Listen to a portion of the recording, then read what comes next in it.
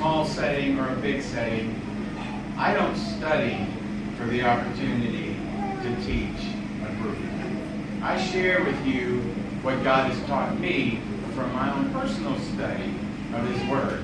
And so that's what I plan to do today, share with you the things God has taught me.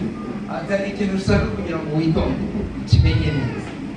Ati yewe iyo ndi mu ijambo ry'Imana ndimo kuryiga, ntabwo mba ndyiga kugira ngo mbone ibitekerezo bihambaye byo kubwira abantu, baba ari nyamwinshi baba ari bakeya. Atoya ahubwo iyo niga ijambo ry'Imana mba nshaka kugira ngo Imana igire ikivugana nanjye. Icyo rero Imana iba yaravuganye nanjye ku giti cyanjye, nicyo naje kugabana nawe.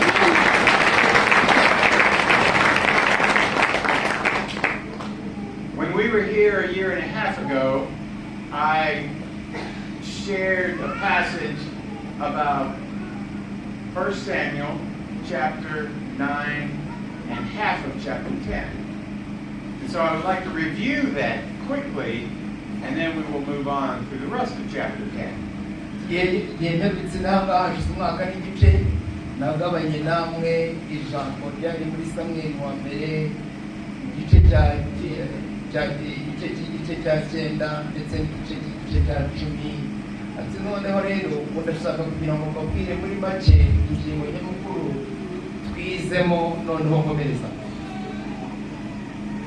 My favorite book in the Bible is 1 Samuel. It has been for many years. God teaches me so many principles through that book.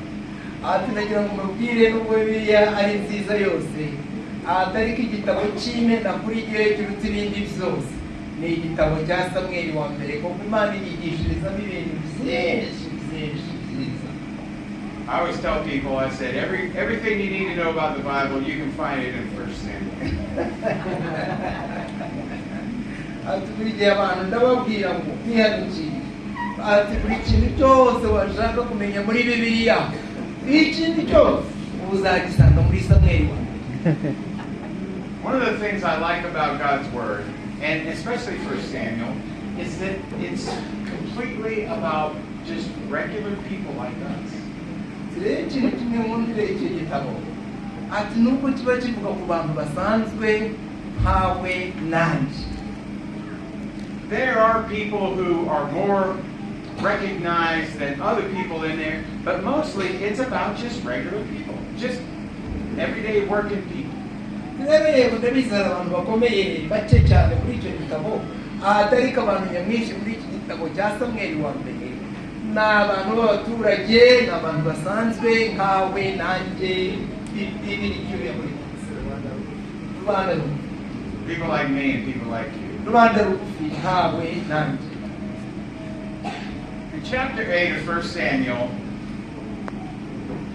the leaders of Israel tell Samuel, who is their prophet and who has been with them for 50 years, we don't want you anymore, we want a king.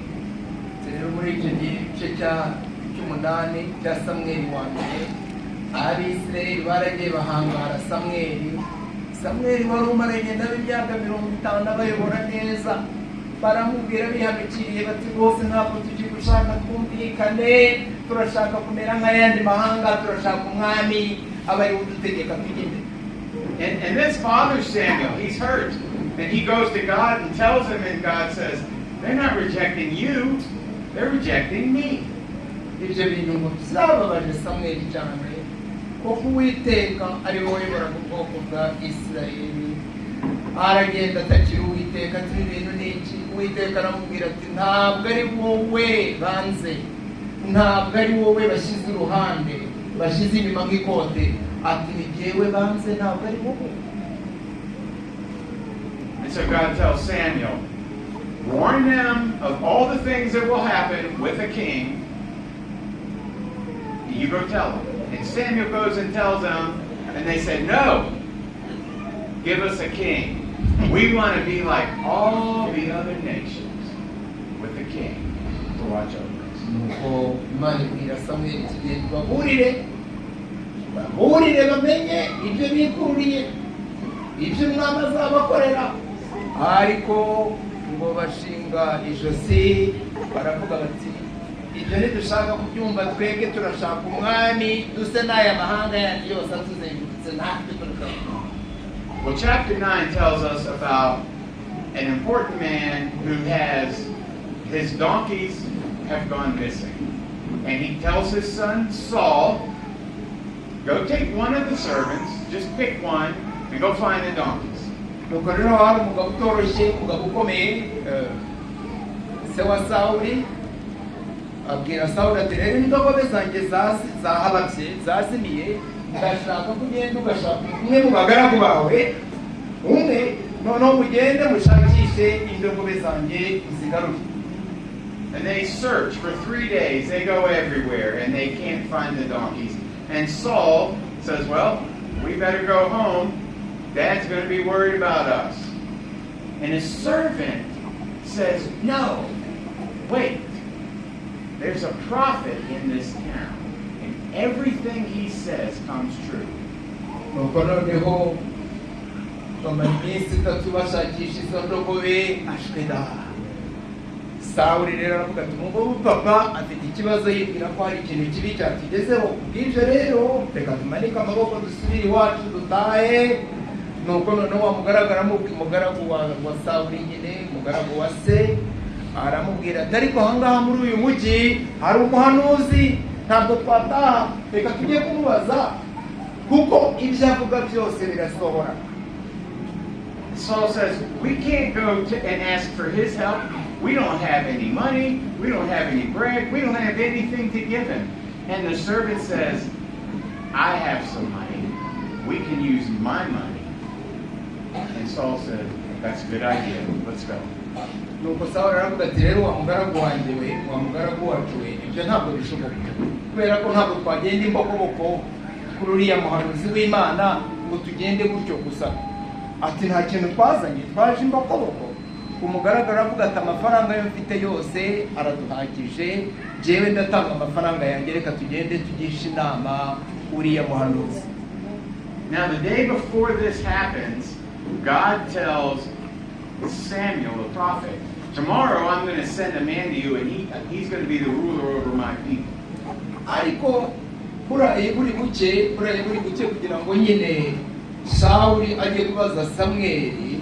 Imana yari yabwiye Samweli uwo munsi nyine wa mbere bitari bizaba, ati jewe ndi bukoherereza umuntu umugabo, ati kandi uwo mugabo niwe nshaka ko aba umutegetsi wa Isirayeli. When Saul and his servant walk into the city and they approach Samuel to ask him, can you tell me where the seer's house is? Noneho Samweli n'uwo mugaragu we binjira muri uwo mujyi aho Samweli yabaga, batangira kubaza abaturage ati mwambwira, mwandangira, hari abantu bari mu gusinzira hano, ati mwandangira, nabo bakeneye umuhanuzi, ati mwandangira aho umuhanuzi atuye. God tells Samuel right then, this is the man. Imana itayongorera Samweli ati nguriya Sawuli uwo ngore nakubwira. So Samuel says, I'm the seer. Aravuga ati rero ngewe umuturage urimo kubaza aho umuhanuzi ari, ati mu by'ukuri nige muhanuzi ushaka. Nige bamenya. Says, you're going to come with me, and you're going to eat with me. Ati aho ngwino Sawuli uzi wanje dusangire. And then I will tell you all that's on your mind. Ati kandi ibyo bibazo byose wikoreye birahita birangirira mu Rwanda. And as for those donkeys that you're looking for, they've been found. Ati kandi mukurinzira ku murima iza ndogobe washakaga turazifite. And he says, and all who is desirable for Israel, is it not for you and your family? Ati mbese ibintu byose byiza biri muri Isirayeli si ibyawe byose ndetse n'umuryango wawe. And Saul looks at him without understanding. He said, I'm from the smallest tribe of Israel. And I'm from the smallest family of the smallest tribe. wari ibiri ko noneho Sawuli abwira bamenye uwo nguwo bwira umuhanuzi Samweli ati ije no kuvuga ni ibiki yewe mva mu bwoko ufite abantu bake cyane muri Israeli kurusha ayandi moko kandi ndetse n'umuryango wanjye ufite abantu bake cyane mu miryango y'aho ije no kuvuga ko birenze ubwenge bwanjye. So they take him and they eat with the elders of Israel. They go home with Samuel and spend the night. The next morning, they get up and Samuel tells them, send your servant on, we'll catch up with him. I want to talk to you. Noneho baragenda barasangira iryo joro kandi bari kumwe n'abayobozi ba Isirayeli barasangira bakora umunsi mukuru ariko witonde hari ijambo nshaka kukubwira rindi wowe Saul. So Samuel stops Saul, kisses him. Nuko ngo yegera Samweli yegera Sawuli aramusoma and anoints him amusukaho amavuta as king. aravuga ati rero uvuye umunsi ubaye umwami wa Isirayeli. Then Samuel tells him what's going to happen. He said, when you leave here, you're going to meet two men. And they're going to tell you, hey, your dad's looking for you. They found the donkeys. He's worried. And you're going to keep going. And you're going to find three men going to worship. And they're carrying 3 loaves of bread, 3 kids, and 1 jug of wine. And they're going to give you 2 loaves of bread. Karamubwira ati rero dore ibintu uri bukure nabyo uvuye ahangaha kumura rwose komera ati kiva urahura n'abagabo babiri barakubwira iby'indogobe barakubwira ibya papa wacanganye ikibatasiyo waburiye atariko ni amahoro ati ndetse ukirangiza guhura n'abo bantu abagabo babiri urahura n'abahanuzi bafite amarobe y'imigati bafite na vino ati ndetse barakugirira impuhwe baguhe imigati ibiri abo bahanuzi batatu. Is it 3 prophets? Did you say 3 prophets? Yeah, I haven't said that part yet. The guys is the bread. No, they're just going to worship. Ati ntabwo ari abahanuzi turahura n'abantu bagiye gusenga bafite imigati noneho baguhe imigati ibiri. And then you're going to continue on, and you will meet prophets coming down to worship with instruments, and at that point, God will change your heart. The Spirit of God will come on you mightily, and you will be changed into a new man. Kandi ukiva kuri abo bagabo bagiye gusenga urahura n'abahanuzi baraba bahimbaza Imana bacurangira Imana ati nubageraho babahanuza Imana irahita igushyiramo umwuka wayo wera umuntu mushya iguhindura umuntu ikiremwa gishya. And then do what you think is best. And he prophesies with the prophets. Nuko noneho ati rero numara kuba umuntu mushya uzajya ukora ibikwiriye byose ibikurimo bikwiriye byose uzajye ubikora. Ati ndetse nawe yatangiye guhanura hamwe n'abo bahanuzi nawe arahanura. And then you go wait for me in this book for 7 days and I will come down. And it says, when he turned to leave, all those things Samuel said happened. All of them. Umvikana ati hanyuma numara kuba umuntu mushya hari ahantu bita Misipa uzagenda utegererezeyo iminsi runaka 7. Ati ndetse akigenda ibyo byose Samweli yamubwiye ko bigiye gusohora byarasohoye.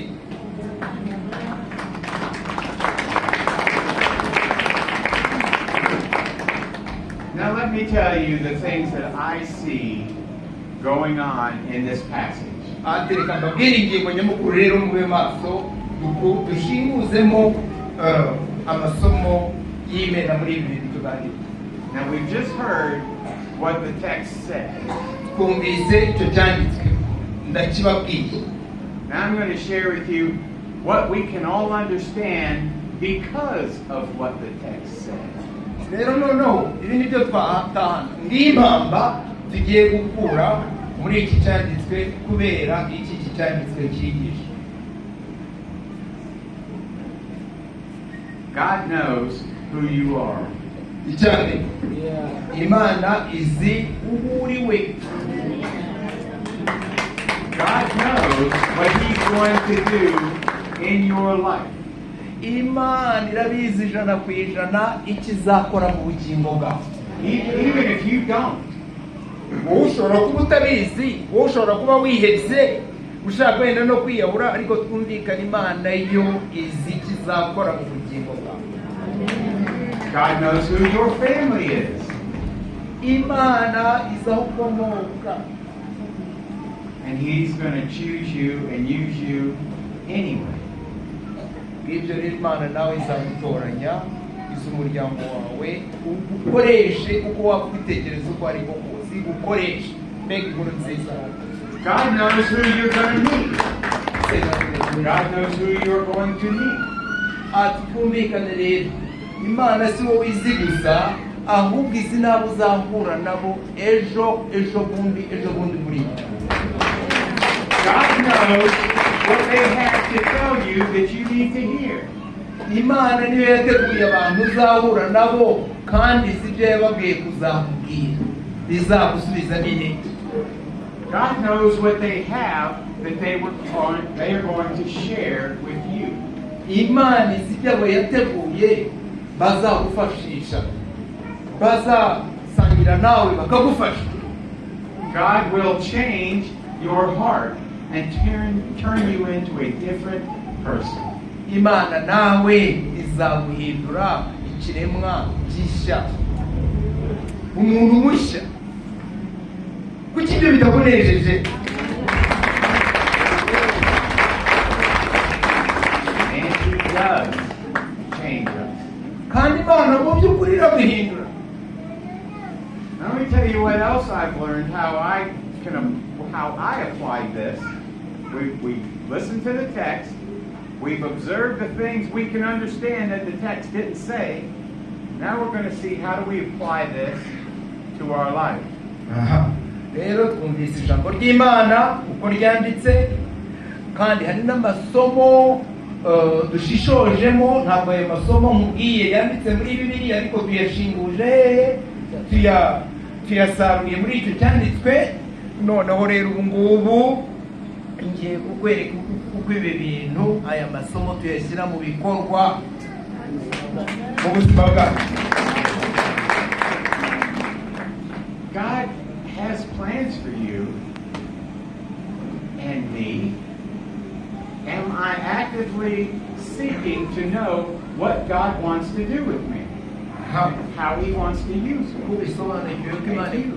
Kubisobanukiwe ko Imana igufitiye gahunda, igufitiye imigambi. Ujya ugira ishyaka ryo gushaka iyo migambi Imana igufitiye, cyangwa ntabwo ubyitayeho? God puts people in our life to give us direction, just like Samuel gave Saul direction and shared with him what God was planning on doing. We need those people in our life. Imana rero hari abantu yateguye bazajya bagenda bakuyobora, bakugira inama, nk'uko Samweli yabikoreye Sawuli. Hari n'abandi bantu bagiye bamuyobora. None wowe abo bantu amaso yawe ajya babona, abantu Imana yashyize mu bugingo bwawe ngo bakuyobore, urabumvira cyangwa ugatinyuma nk'ingona? Do we have people in our life like that?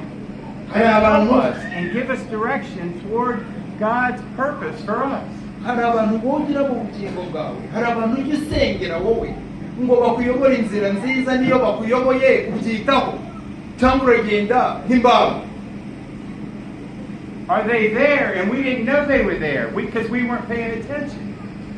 Ushobora kuba utekereza ko nta bantu Imana yashyize mu bugingo bwawe ngo bakuyobore, bakubuze kugenda nk'imbaho, ariko barahari nuko utabashaka.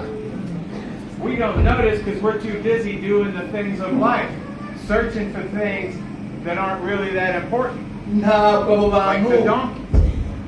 abo bantu uzababona cyangwa uzabitaho niba uri nyamwigendaho, niba wararondorokeye mu bintu by'isi urimo kugenda ushakisha indogobe z'isi, amaguru warayabanye ingata wishakira indogobe gusa z'isi. So maybe we haven't been paying attention, and maybe we haven't been seeking those types of people in our life. Next question is, will you start paying attention? Will you seek? And will you... abo bantu bakuyobora Imana yashyize mu bugingo bwawe ukaba uvuga ngo ntabahari, ujye ubasengera, ujye ugira kwizera, umenye uti Imana igiye kunyoherereza umuntu ugiye kumfasha nk'uko Imana ijya ibanyoherereza. nahoze mbibabwira, cyangwa uri umuntu warondomokeye mu bintu by'isi urabaga ukifasha. I need people like John and Janie and John and Gladys in my life. ngo uyu mugabo akeneye abantu b'inshuti ye nka Janie na John Chitesta bariya, ngo nka Gladys nanjye ndetse ngo izo nshuti arazikeneye. They encourage me. They are great examples for me. They instruct me. They point me. They invite me to come here. ati abo bantu baze kubabwira ati hari igihe banyaha, hari igihe basubiza n'intege, ati bamwe bakantumira nkabona uburyo bwo kubasha kuvuga ijambo ry'Imana ntabwo nakwitumira. ati Imana yashyize abantu mu buzima bwawe bazakugirira umumaro aho kubashimira Imana.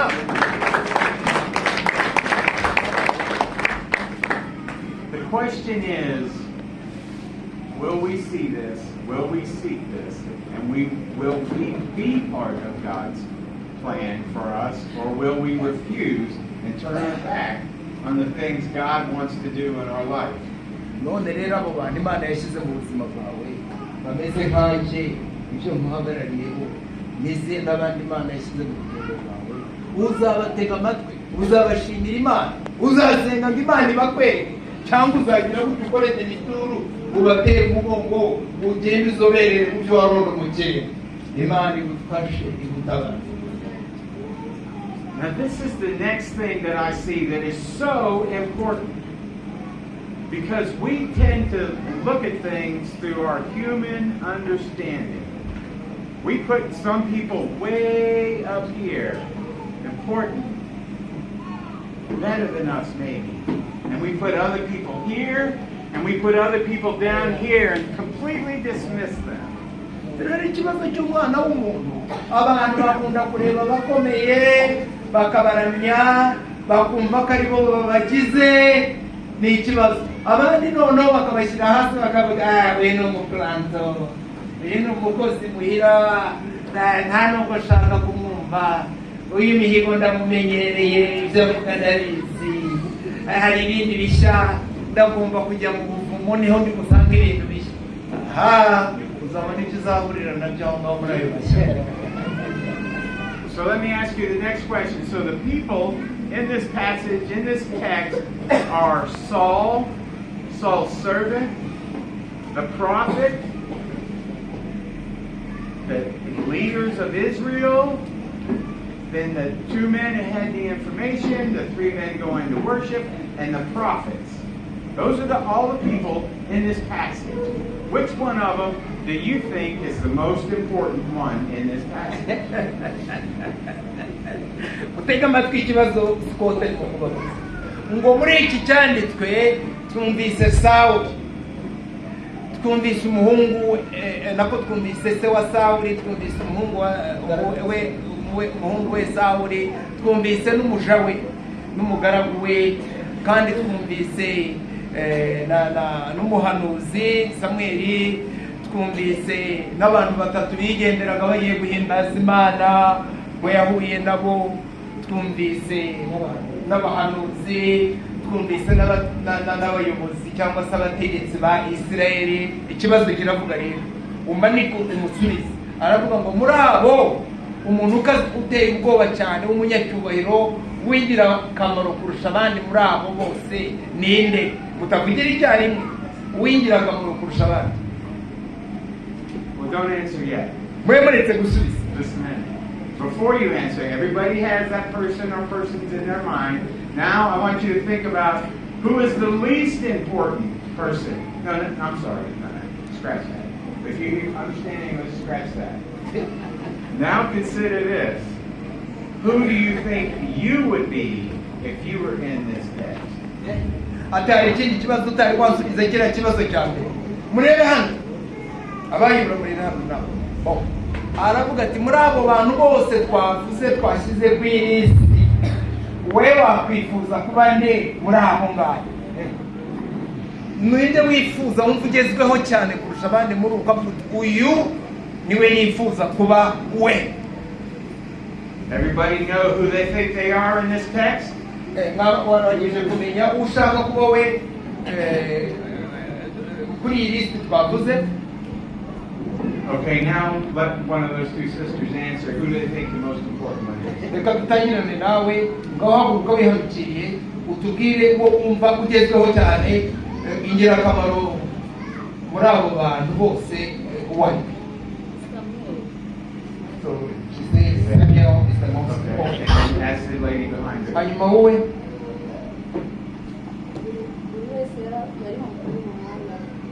Buri wese ari mukuru mu mwanya we. Everybody was supposed in his or her position. Everybody was important. Everybody was important. Very important in their position, in their place. Nice answer. Ngo tumukomere mu mashyi mu guteka ruguru.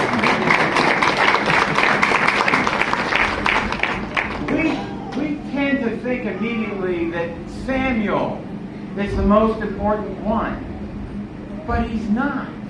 Everyone in this text is important. Everyone. Ngo abantu benshi bameze nk'umutegarugori bashaka kuba nka Samweli bakumva ko ari Kagame. Ariko mubwiro Samweli adafite bareba abaturage bandi ntacyo yakwigezaho. Buri wese ahubwo yagize uruhare rw'Imana yamugeneye akora ibyo ashinzwe kugira ngo umwami abone. Amashyi kuyireka.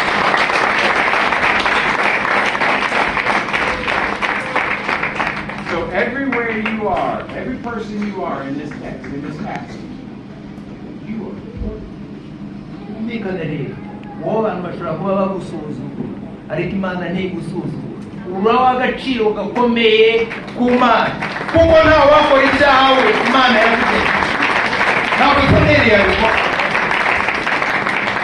Every day of our life, wherever we're at, God has something we can be part of. Ni ukuvuga ngo buri segonda yose y'ubugingo bwawe hari Imana ikintu iri gufitiye kimeze mbese kimena muri gahunda yayo. Urareba urwego ukuyemo akantu kamwe konyine ko bakandagiraho nta rwego rwo. Now, I know what many of you are thinking, because I tend to think the same way. Well, just because you said it doesn't mean it's true. Ndabizi benshi muri mwe murimo gutekereza nk'uko nawe ajya atekereza bakama kubera kuriya muzungu abivuze ntabwo bisobanuye ko ibyo avuze ari ukuri. Agenda ashaka kuba nka Samweli akashaka biriya ni iby'umuzungu akubeshya. I'm not important. God can't use me. I don't care what you said. I don't feel like I'm somebody special. Tuwo rero ushobora kuvuga uti ibi ni muzungu gusa urimo kucyatsa. Ye ntabwo ndi umuntu special, ntacyo maze n'isi yarabimbwiye, n'iwacu barabimbwiye, n'abandi barabimbwiye, amoko yanjye yarabimbwiye, ndi zero. Reka gusa kunshyushya. Just because you feel that way doesn't mean it's true either. Nubwo rero waba wumva waratawe inyuma n'amateka akaba ariko wumva ariko wibwira ku manywa na nijoro ntabwo bisobanuye ko ibyo wibwira ari ukuri ahubwo ni ikinyoma cya Satani wagize. God wants to use us. Kubera ko nta muntu n'umwe Imana yaremye Imana idashaka gukoresha ahubwo uri kuzabyemera cyangwa uzajya gushaka indobo.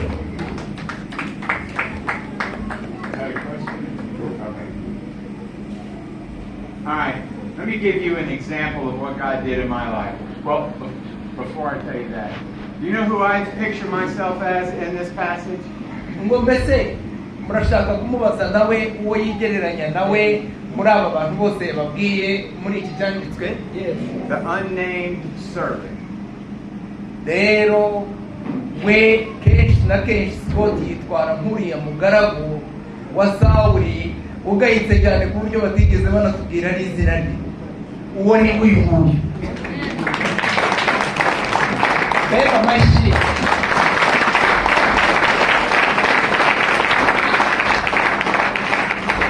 He was willing to use his time when he could have went home. He was to use his own money to point Saul to where truth was to be found. Umugaragu twumvikane we yakoresheje umwanya we ibite byose arabireka ajya kugaragira Sawuli nubwo atari yajyanye amafaranga yakoresheje amafaranga ye yose kugira ngo adekane Sawuli. N'uyu mugabo iyo turangije kurya ngaha afata amasahane y'abagore n'abagabo, uyu mugabo niwe udukuburira iyo turangije kurya. Imvugo niyo nyi.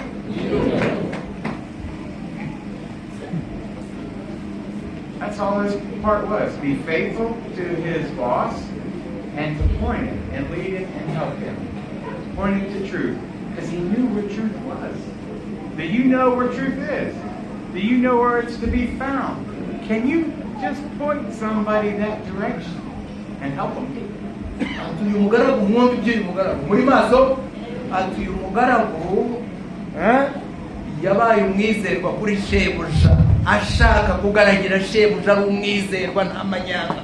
Cya kabiri yarazi ukuri aho ukuri kwasangwa. Ati ngwino Sawuli njye kukwereka aho uri bubone ukuri kushaka. Muteze amatwi cyangwa mwaranganye? Ati ngwino njye wowe uzi ukuri. We hari umuntu wafata ukuboko nk'uko uwo mugaragu yafashe Sawuli ukuboko ukamwereka ukuri. Ati dore ukuri aho uzagusanga. Nawe uri umwizerwa mu nshingano Imana yaguhaye cyangwa urimo gupiganwa n'abandi. Can you do this same thing? Nawe wakwitwara nk'uwo mugaragu ukaba umwizerwa? Yes, you can. Nawe wabishobora ubishatse. Will you do this? Ikibazo rero nawe ugiye kuba umwizerwa, uba umugaragu w'abandi bantu, uba umugaragu waguhaye akazi, uba umugaragu w'itorero, uba umugaragu w'abanyarwanda. Nawe witeguye kubikora cyangwa ntabwo bizashoboka?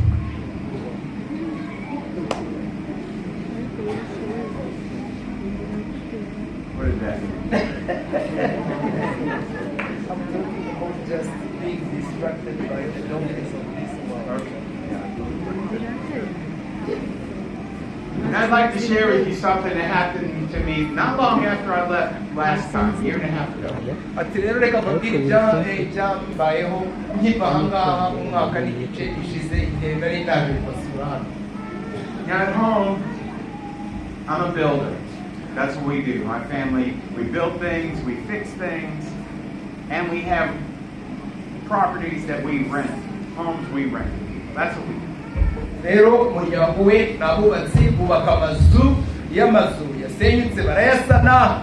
Ati kandi nk'umuryango na entreprise yabo gukodesha amazu, bazita amazu bakodesha babyitiki bakodesha abantu bakayajyamo bakabishyura. Ntabwo iyo ari umuntu woroshye nubwo yita umugaragu. We have one renter lives a couple miles from my home, and once a month he comes and he pays me his rent.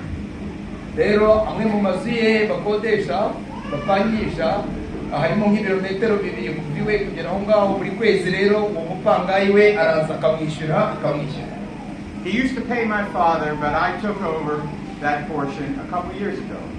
Ubundi yajyaga aza akishyura papa w'uyu mugabo, ariko ibyo byarahagaze noneho akajya direct akishyura Scott. So I casually know Tim. Tim comes to my house one Saturday to pay his rent. Rimwe rero umuntu yaraje kuwa gatandatu kugira ngo yishyure location ye. And I can see from his face he's not doing well. Ariko ngo akinjira aje kwishyura ngo yahise abona ko hari ikintu kitagenda neza mu buzima bwe. And Tim, are you okay? You don't seem good.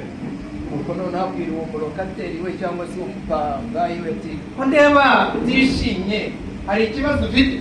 He said, no, I'm not okay. He said, I live in constant daily physical pain. Ati mu by'ukuri ntabwo merewe neza, amubwira ko atamerewe neza, ngo buri munsi aba ari mu mubabaro, aba ari mu gahinda, ngo afite ububabare bukomeye mu mubiri we. My wife is an alcoholic and a drug addict, and she left me again.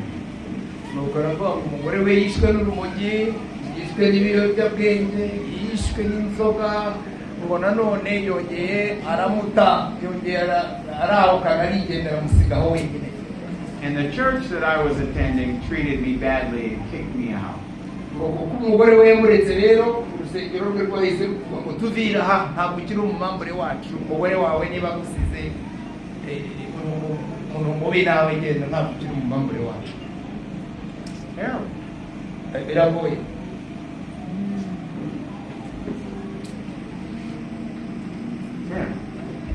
Did you say you went to church?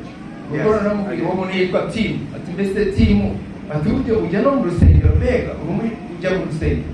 Did you find another church? No. Ati se nta rundi rusengero rwakwakira? Ati ntabwo wanyakira. You need to find a church. Tim works by himself, stays by himself, and doesn't associate with anybody but his boss. A half an hour a day. Timu rero uwo nguwo urabyumva ngo aba wenyine keretse bosi we cyangwa se umukoresha we niwe bamarana igihe gitoya buri munsi, nta zindi nshuti agira, aba wenyine yigunze this way. I said, Tim, you need fellowship. You don't need to be by yourself. You need to be with believers that can encourage you. And come to my church. You will love my people. My church family will love you. They are so loving. Just come to my church. Twumvikane Timu ntabwo wakomeza kuzajya wenyine ukigunga bene ibyo by'igene, kuko ukeneye abantu bagufata amaboko, abantu bagutera inkunga, abantu baguhumuriza, bagusubiza intege. Kuko ibyo rero ndagutumiye uze mu rusengero rwanjye, itorero ryacu ririmo abantu bafite urukundo, ngwino bazagufasha rwose. And I continued to talk to him, and I found out that he really was not a believer. He thought he was, but he didn't really know the truth of the gospel. Nuko ngakomeza kumuganiriza aza kuvumbura ko mu by'ukuri yibwira ko ari umukristo, ariko ntiyigeze akizwa, atangira kumusangiza ukuri kw'ijambo ry'Imana. And I shared the gospel with people who were listening. And I shared the gospel with him again. But he thought he was a believer. Nuko noneho ati buri wese rero ushoboye kuntega amatwi mubwira ubutumwa bwiza, na Timu ntangira kumubwira ubutumwa bwiza. Was he interested? Yes. Ngo noneho nawe amubwira ubutumwa rero. So I asked him, Tim, can I pray for you? And he let me pray for him. Ati musengere, aramwemerera, Scott aramusengera. And he left. Aragenda. The next month, I didn't think anything of it. That's just what you're supposed to do, right? Encourage people, challenge people, try to share the gospel with people. That's what we do. Rero yewe numvaga ibyo mpoze ari ibisanzwe, kuko inshingano yacu ni ukugira ngo abantu babwire ubutumwa bwiza, ubabwire ukuri, unababaze niba bashaka kwemera uko kuri cyangwa batabishaka. Ibyo birabareba nk'uko biba bireba buri kumwe muri twebwe gusangiza abantu ubutumwa bwiza. Next month he came to pay his rent. Hashira ukwezi aza kwishyura nanone. He said, I just want to tell you, you saved my life. Ati nagira ngo mubwire nubwo kirya gihe ntabyemeye, ariko wakijije ubugingo bwanjye wese wose.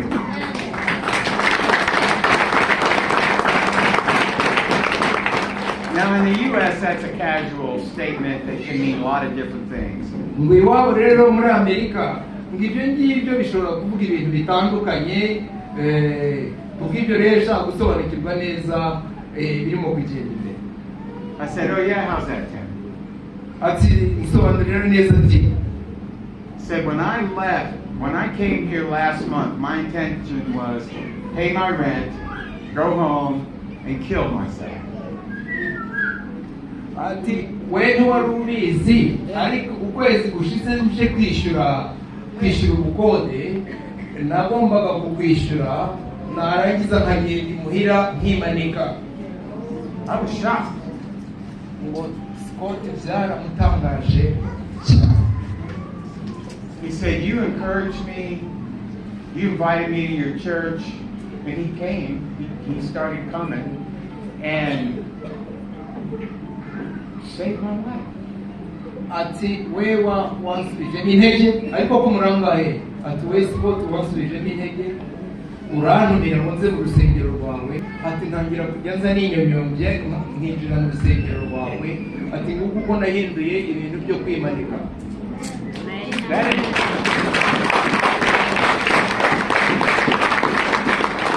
That never happened to me before. I just did what I do every day when I run into people as I work. I encourage them if I can. If I have the opportunity to share the gospel with them, I do. If I think they will come to church, I invite them. Just what we're supposed to do all the time, that's all I did. I had no idea of how God was using me that day. No idea.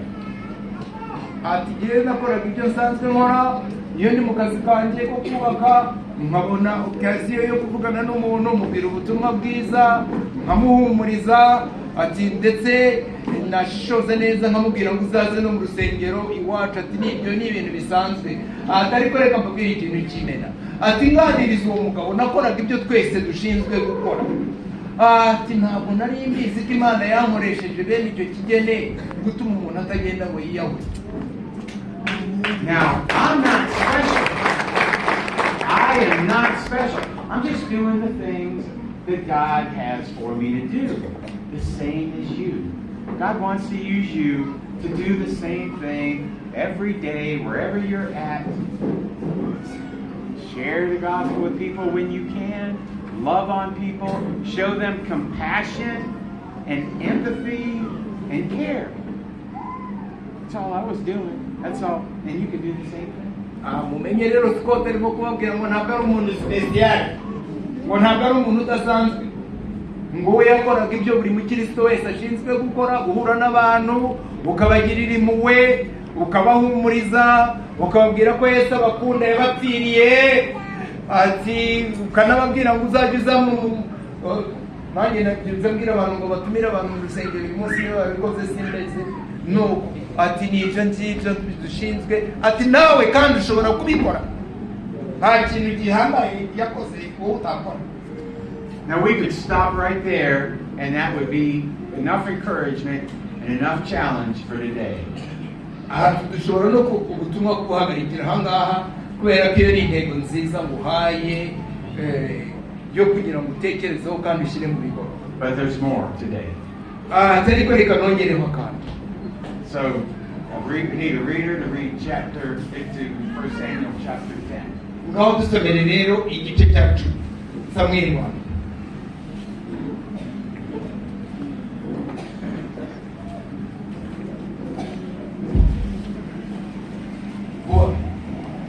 Samweli wa mbere Let's start there. Let's I'm going to start in verse 17. uhere ku murongo 17.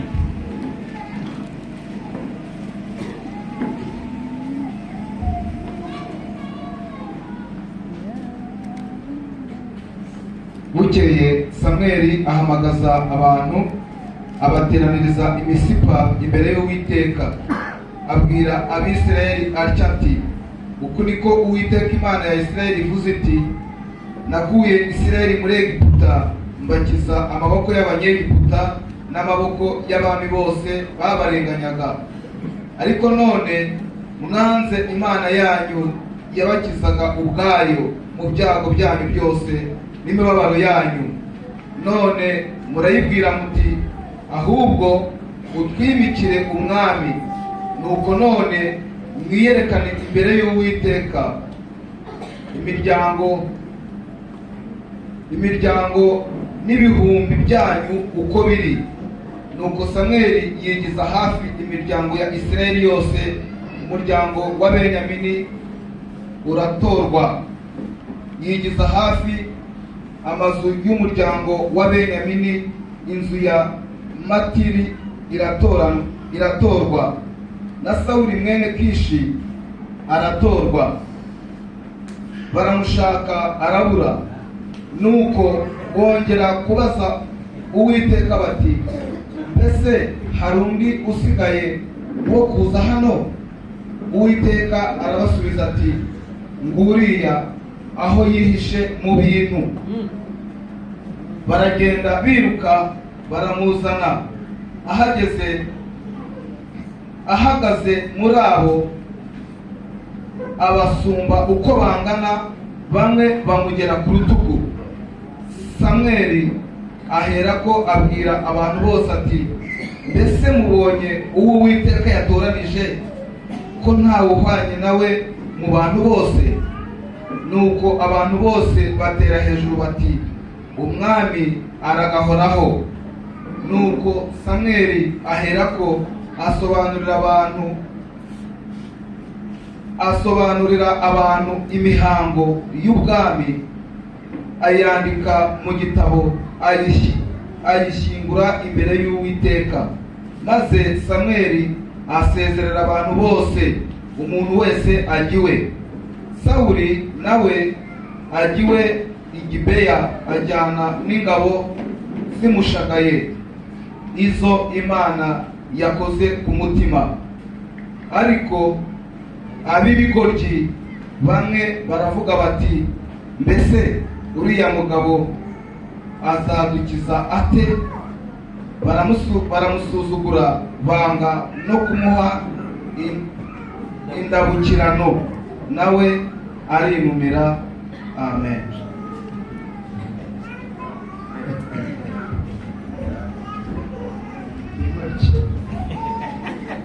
Samuel gathers all of Israel together in Mizpah. Samweli rero ngo yakoresheje inama y'Abisirayeli bose. They don't know why they're there. Kandi ntabwo bari bazi impamvu yabakoresheje inama. They don't know anything about the conversation he had with Saul. Isirayeli ntabwo yari izi ikiganiro Samweli yari yaragiranye na Sawuli. And he tells him, the Lord brought you here from Egypt. Ati ni Imana yabatumije hano muri iyi nama mu Abisirayeli. And he's probably pointing at him. Yabatungaga n'urutoki babwira ati buri wese uraha Imana niyo yakuzanye hano. And the Lord protected you from all your enemies. Imana mwa Abisirayeli mwe ntabwo itagize nibarinde mukabyara. Imana niyo yabirindiraga imyaka yose. Ariko muteze amatwi cyangwa murarangaye? Mutega amatwi. But today, you have rejected the Lord. You have. Nubwo Imana yabarinze imyaka yose, mwumve mw'Abanyarwanda nako mw'Abisirayeli. Ati nubwo Imana yabarinze imyaka yose, ikabarinda abanzi banyu bose, uyu munsi mwayiteye umugongo kubera ko mwishakira umuntu ubuntu. So he tells them, send your head of your family of the 12 tribes, send them up here. Rero mugende abayobozi b'imiryango yanyu 12, abo bayobozi bose nimubanzanire hano. You wanted a king, you're going to get a king. Rero twumvikane, mwasabye ko mushaka kuba nk'abandi bantu mukagira umwami ubategeka, ibyo ni byo mugiye guhabwa uyu munsi. And so they cast lots. Nuko barafinda. And the tribe of Benjamin is selected. Ubufindo bwafashe ubwoko bwa Benjamini. And then the heads of the tribes of Benjamin, heads of the family, they come forward. Nuko noneho abakuru bo muri uwo muryango wa Benjamini baraza baramwegera. And then the Matrite family is selected. Noneho umuryango wa Metra, aho Sawuli akomoka, niwe wacaguwe cyangwa se watoranyije. Okay, now all the heads of the Matrite family come up. Uwo muryango utoranijwe, abakuru b'uwo muryango nabo arabiyegereza. And Saul, the son of Kish, is selected. Nuko batoranyamo Sawuli umuhungu w'umugabo bita Kishi. But he's not there. Baramushakisha ariko baramubura. Where's he at? Batuye utoranijwe ari hehe? They look. So what do? They ask the Lord, has the man come here yet? Baramushakisha baramubura, barangije bikubita imbere y'Uwiteka barasenga bati Mana uyu muntu nawe igeze agera ari uwo utoranije. Oh, yeah, he's back there and he's hiding. Uwiteka aravuga ati dore aho yihishe ngahariye, nawe umenya ko aho uzihisha Uwiteka azaza. And they bring him up. Baramuzana, And come up here. Bring him up. baramuzana, And you stand on there. bamuhagarika nkaho. And he's taller than anybody else. Basanga asumba abantu bose nk'uko ndi kubasumba mwese uko murara. They said, Samuel said, you see the king whom God has selected? Here's your king. Ati Samweli dore uyu muntu nguyu uwo muba mushaka. Oh, and everybody's excited and they're happy. They said, look, we've got a big king. Ati uyu umwami mwashaka afite imisaya ihagije, arasa neza, kwerere uko mubishaka. Wakubwira ngo abantu ni abanyarwanda. And they all shout, long live the king. Avuga ngo urakarama nyagasani, urakarama, urakarama, urakarama mwami, urakarama. And then Samuel says, all right, everybody go home. Kono nabo Samweli arabasezerera. Ati mwese mugenda amahoro. And Saul goes home. Na Sawuli umwami wimitswe nawe aritahira. And then it said, certain men whose hearts God had touched went with Saul. Ngo nuko abantu Imana yari yakoze ku mitima baragenda bamugaragiye, baragenda bamuherekeje mpaka iwe. Okay, so that is what the text told us, right? Ngibyo ibyo twasomye muri Bibiliya. Okay, so now what we do is we look to see what do I know or what should I see from what the text told us. What's there? But I have to understand it because of what it said. Rero kubwira ibyo ni ibyanditswe kitubwiye ariko ukavuga uti jewe ndasarura mwiki. Ariko muracyateza amatwi? Ati ibyo ni ibyanditswe kitubwiye ariko ndakura mwiki. Nihe mpamba nakura? Niki nasobanukirwa muri ibi bintu nasoma? Kitanditsemo hari ariko kubera icyanditswe akaba ari cyo usaruramo. The text says you rejected God as your king. You rejected him. Icyanditswe cyavuze ngo mwebwe mwataye Uwiteka, Abisirayeli mwe mwataye Uwiteka, mwibagiwe aho yabakuye, mwamuteye umugongo ntimumushaka, mwamuretse, mwamutaye. But the text said they were chosen. How did they separate the families? By lot. Twumvise kandi ko bakoresheje ubufindo kugira ngo baze kugera ku Imana igiye kwimika. Now, what did those people know about using the lot? What did they know about that? Icyo nshaka kubaza abo Bisirayeli bose bagiye gufinda kugira ngo bazabone umwami, bari basobanuriye iki kuri ubwo bufindo?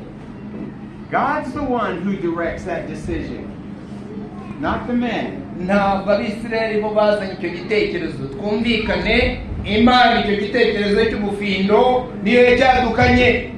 And they got all the way down to the last man who would be king, and he's not there. And so what do? God, I need your help again. Where is he? Nuko rero twumvikane, Imana niyo yewe icyo gikorwa cyo gufinda, bagenda bafinda uyu muryango bakawushyira iruhande, si wo watoranijwe, bafinda baza kugera ku muryango wa Benjamini. Nanone abakuru b'uwo muryango bose siko batoranijwe, barakomeza barafinda, ariko barimo gusinzira. Namwe murumva cyangwa ntabwo ukeneye gufinda? Niko ntabwo musinzira, mukeneye gufinda. That's kind of messed up, isn't it? Mpaka bageze kuri Sawuli, gufinda gufata nde? Gufata Sawuli. God, we don't want you. Sorry. Before you stop, I need your help again. Okay, now we don't want you again. Oh, wait a minute. I need your help again. Murumva icyo arimo kuvuga? Abo bantu bari bamaze kuvuga yuko Imana batakikeneye, ariko none bahaye umwami, baramushakishije, baramubuze. Babandi badashaka Imana bagiye kumubuza ko hasi Imana tumvikane ndacyamukeneye. Umwami shaka we Mana igikoresho cyanjye munyereke. None se ariko tuje muracyumvise cyangwa navuga bavuze ko batayishaka, ariko babuze umwami, baragenda. None It's almost funny, isn't it? gusaba uwo wataye, wamutaye nk'ikote ariko ugarutseho bakwereka umwami. Urundi ibintu abantu baba bashaka ko babishaka kurusha uko bashaka Imana ni ishano. Imana ni igikoresho. But before we start laughing at them, we got to look at ourselves. Utari waseka Abisirayeli barimo gukoresha Imana nk'igikoresho kugira ngo bagere ku cyo bashaka, wowe ntubikora. And we got to ask, am I ever like that? Aho wowe nawe ntabwo ushobora kuza mu rusengero atari Imana ushaka, aho ushaka gukoresha Imana kugira ngo ugere ku mugeni ushaka, cyangwa ku mafaranga ushaka, cyangwa ku kintu ushaka, utakibona mukabyara. God, I don't really want to do things your way. I don't really want you in charge. Ntabwo ujya ubwira Imana uti Imana mu by'ukuri twumvikane n'uko nshaka ko ndepana, ariko uko ushaka ko mbikora siko nzabikora, ndashaka kubikora uko nshaka. Genda ndashaka kumfasha kugira ngo ngere ku ntego yanjye, ariko twumvikane ntiwivange mu migambi yanjye. Yawe siyo nshaka, ndashaka iyanjye. Wewe ndashaka ko ndepana gusa, umfasha nkagera ku mugambi wanjye. Ayiwe. But we have, very similar to the children of Israel, they had Samuel, who was their prophet. And God told them, warn the people what's going to happen if you do this. We have that here in God's Word, don't we? Yabwiye Samweli ngo yego barashaka umwami, ariko babwire uko bizabagendekera. Right here. Ijambo ry'Imana niko ryatubwiye ngo barangije baravuga kutubwira ibyo. Yewe Samweli, twebwe icyo dushaka ni iki? Ni umwami. Icyo tudashaka ni wowe, ariko icyo dushaka ni iki? Ni umwami.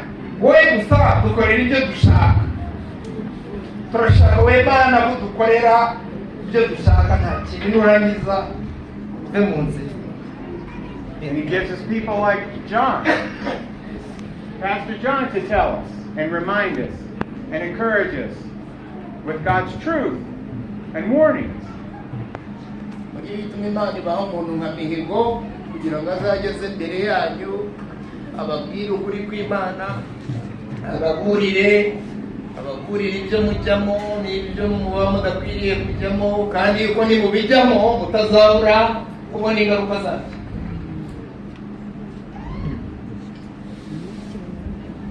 And He sends missionaries Ati kandi ntabwo Imana yohereza Mihigo gusa, to teach you. yohereza n'abamisiyoneri nabo kugira ngo bababurire, babahe intego nziza. Ariko ikibazo ni iki? Muteze amatwi cyangwa murishakira iki cyose? But you say, no, I don't want to do it your way. Ukavuga ngo Mihigo, we turakuze icyo cyawe twe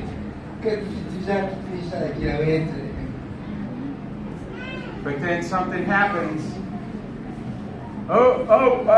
Lord, before you go, I need your help again. Amarangiza byakomera ukavuga Mana nubwo ntagushakaga ariko mwenda akabazo umwami nashakaga simubona waza ukongera ukandetana warangiza kundetana noneho ugahita ubishingukamo kuko ntabwo wa mwami nshaka mubona ngwino undetane nanone Mana. Okay, I'm good. I'm doing it myself again.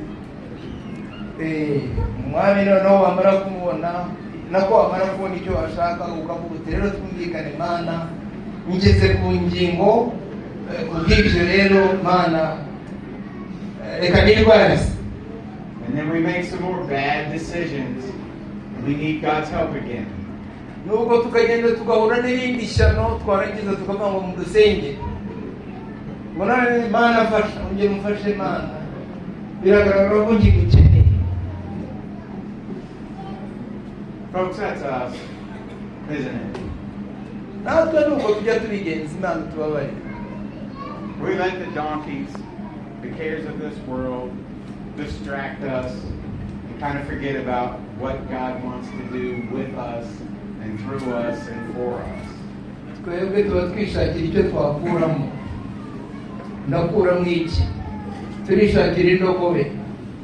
Turishakira uko twakuramo ibyacu.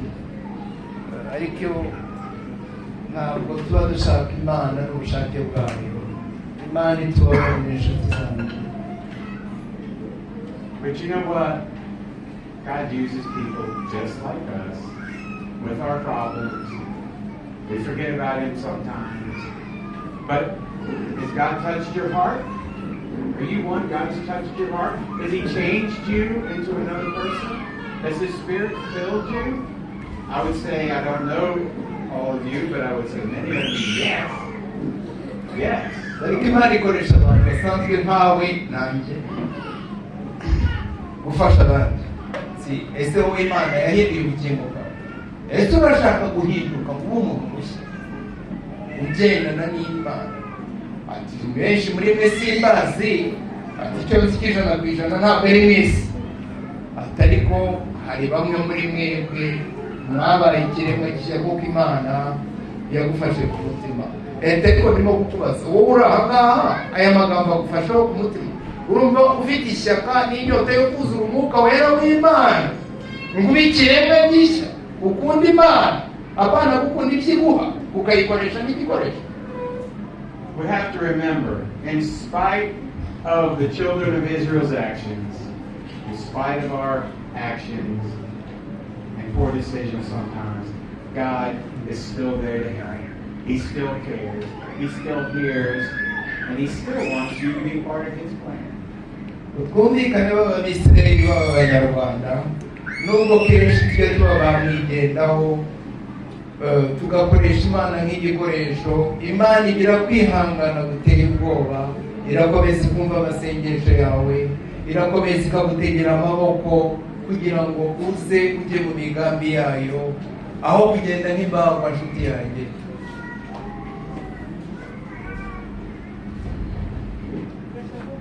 So go out, be what God has for you to be, wherever you're at, whatever position, go be it. Kuva uyu munsi rero genda uba umwizerwa ku Mana, waba uri uworoheje waba uri ukomeye, uba umwizerwa ukorera Imana wevuye inyuma, uba umwizerwa nta kabuza Imana izahabwa icyubahiro kandi izaguhisha. Amen.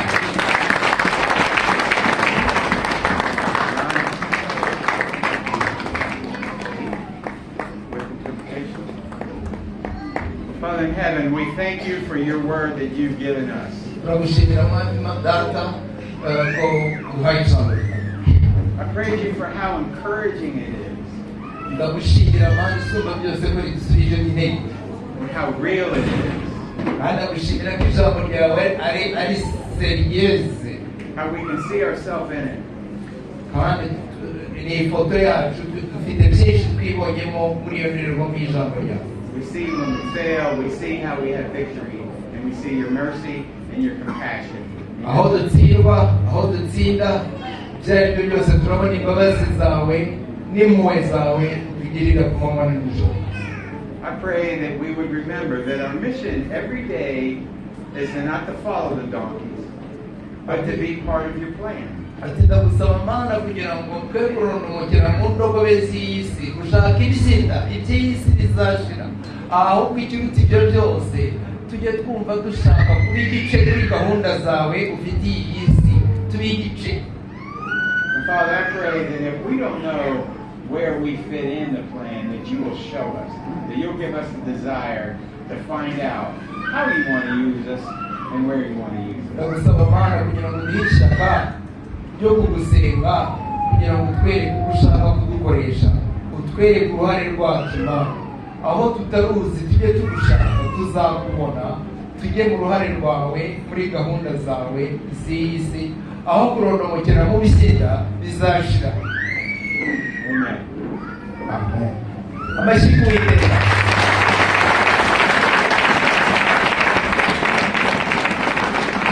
Imana idufashe tugende tube abo Imana